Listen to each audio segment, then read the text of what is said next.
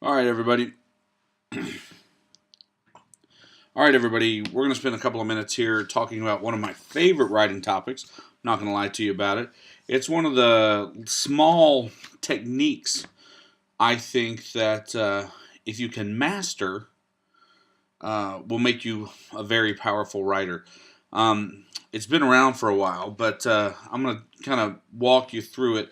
We're going to talk about the rhetorical triangle, but let me talk about persuasion first. You know, as you know, my master's degree is in the theory and practice of writing, and what that means is I had to take a bunch of writing classes, and we talked about composition theory, just like we talk about instructional design theory. What's the right way to put things together?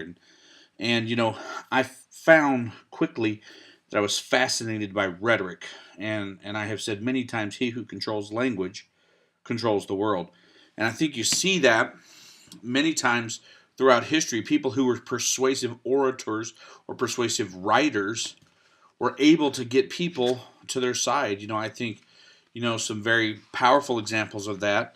If you watch, say, if you've ever watched a video of Adolf Hitler giving a speech, the way that he could just get the crowd. I mean, I don't speak German, but you watch it and you can't help but get caught up in the emotion.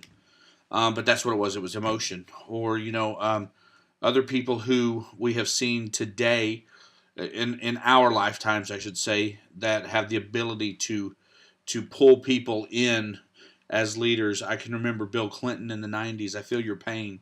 Was very powerful.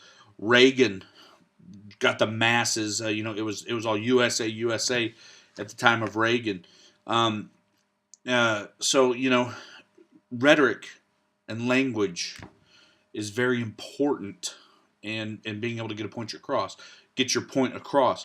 And what we're going to talk about today, the rhetorical triangle, is just really the most basic way to strengthen your writing, besides spelling stuff right and making sure that you have things punctuated, which are automatic dingers. I mean, it just makes you look like you don't care if you have those types of errors. But we're going to talk today about the rhetorical triangle. Now, a lot of you know that I hate PowerPoint. Not just I don't like PowerPoint, like I hate PowerPoint.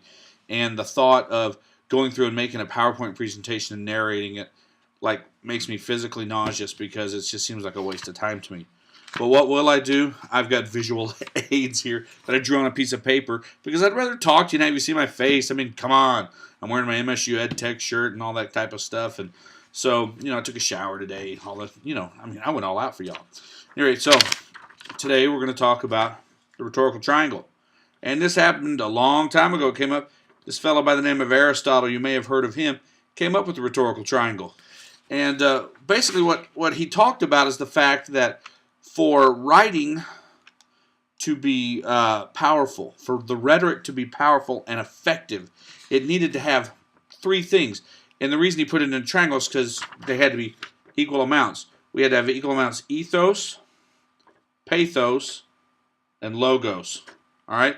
So all three of them have to be present in equal amounts for our writing to be powerful. So what do they mean? Ethos. Ethos means credibility. In other words, who are you? Who are you to talk about this subject? Now, I can talk about the plight of an assistant professor trying to go up for tenure, and how politics at a university might affect me. Why? Because I'm an assistant professor going for tenure, and I know how politics affect me. So therefore, I have ethos or credibility on the topic. Now, if you ask me to talk about post-tenure review and what life's like as a full professor, it doesn't matter what I say, because the second I start talking on the topic, I have no credibility. Why? Because I'm not a full professor, and I don't have tenure. So everything I say is pure conjecture, so therefore I don't know anything. Pathos, emotion, right? So every argument you make, and all writing is argument. Don't let anybody fool you. All writing is argument. I don't care if you're writing a graphic novel, if you're doing a 3-pane comic strip, if you're writing a capstone, or if you're writing a sermon. All writing is argument, because you are trying to get the reader to buy into your point of view. Okay? So emotion plays into that. Emotion is critical because, and it's very delicate because you want to tug at the heartstrings, right? So again, back to the example of a non-tenured assistant professor and their plight in politics and stuff. I can speak to that, and I can tell my story about my last university where politics got in the way and kept me from getting tenure. And so I could tell my story, and it would tug at the emotional heartstrings of anybody who listened to me. But if I got bitter and I said, these so-and-sos, and they did me wrong, and they had no right, if you get overly emotional, then all of a sudden, the balance is out of whack, right?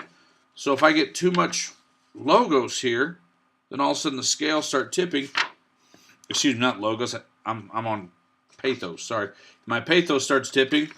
Then all of a sudden, it doesn't matter how much credibility I have, right? The triangle is not going to be standing firm.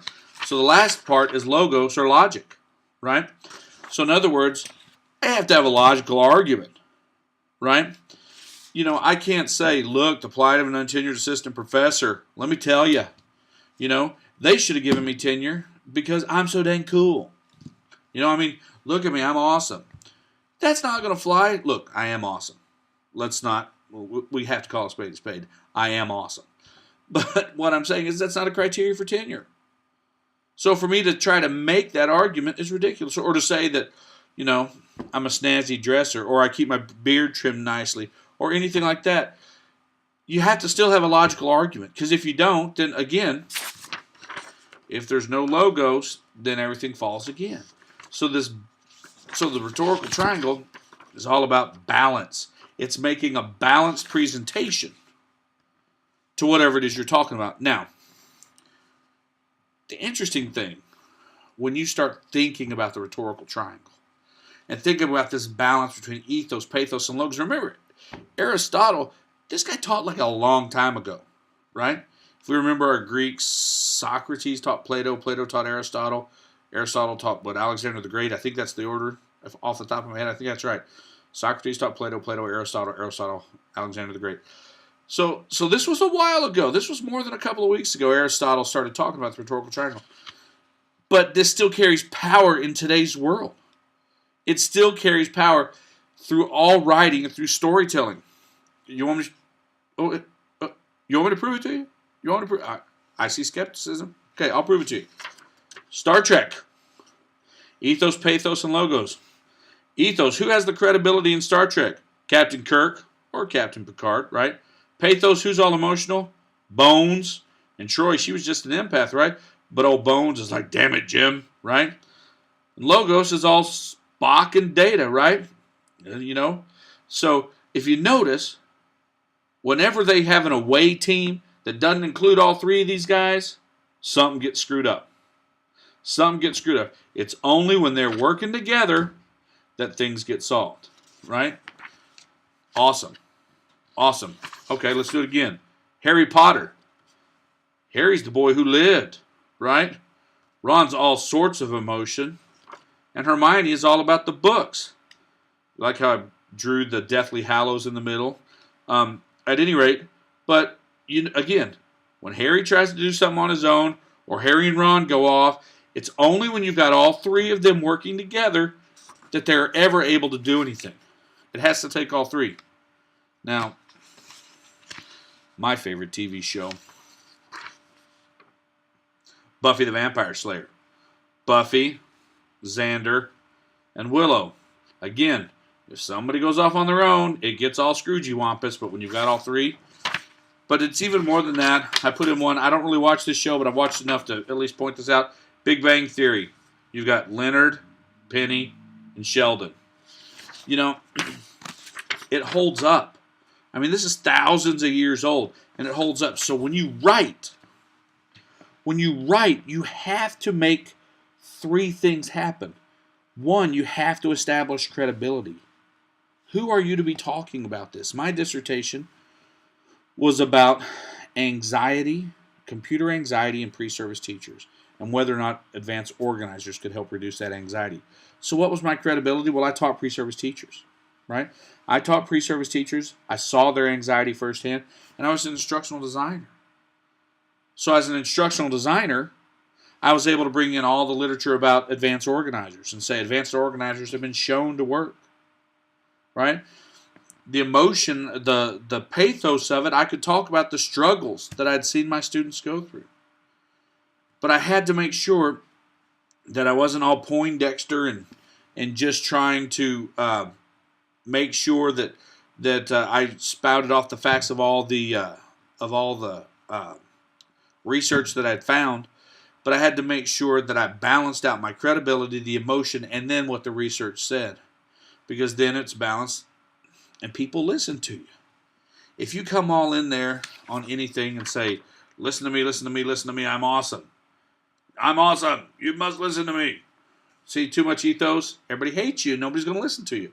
And again, too much emotion, too much logic, it's got to all be there. So when you write, think about that. Think about the balance, the rhetorical triangle, the ethos, the pathos, and the logos. And I promise you, if you can learn to balance these out in your writing, the effectiveness of your writing, your ability to win your readers to your point of view will go up exponentially. It will amaze you how you will be able to get people to buy into your point of view. Now, we're not talking manipulation here. We're not talking manipulation, but what we are talking is trying to get people to understand where you're coming from. And like I said, all writing is persuasion. And to be persuasive, you have to master the rhetorical triangle.